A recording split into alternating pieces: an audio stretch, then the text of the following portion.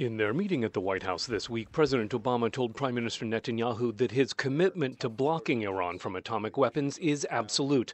But U.S. officials involved in talks on Iran's nuclear program say there's general agreement that Iran will ultimately be allowed to continue enriching some uranium for civilian research at levels far below weapons grade. Prime Minister Netanyahu says that would be a grave error. It would leave Iran as a threshold nuclear power. It would enable Iran to rapidly develop nuclear weapons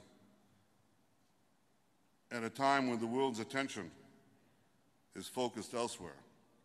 Iranian Foreign Minister Mohammad Javad Zarif says his country has never sought nuclear weapons. There was first a perception that this was nothing but a facade for a weapons program, and an illusion that it could be brought to an end through pressure and intimidation.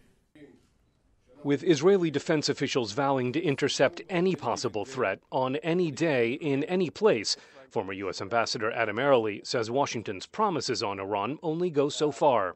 Obviously, Israel is the most directly concerned of all the parties by Iran's nuclear program because it represents a very direct, very real threat to Israel. U.S. Secretary of State John Kerry says attacking Iran does not guarantee security. Those who say strike and hit need to go look at exactly what happens after you've done that.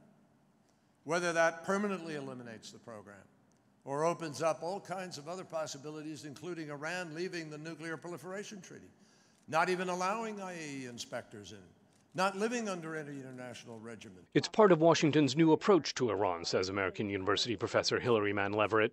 Kerry has long been open to, long looked for a way of conflict resolution in the Middle East that would include, not exclude, the Iranians. Despite objections from longtime U.S. allies Israel and Saudi Arabia. That the United States is going to have to say, yes, you're our allies, but you cannot stand in the way of critical U.S. interests. Just as when Nixon went to China, we kept Japan and Taiwan as allies, but we didn't let them stand in the way for the biggest geopolitical prize of this century, going to China. The same thing has to happen with Iran.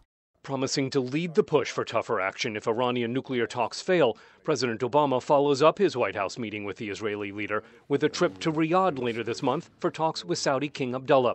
Scott Stearns, VOA News at the State Department.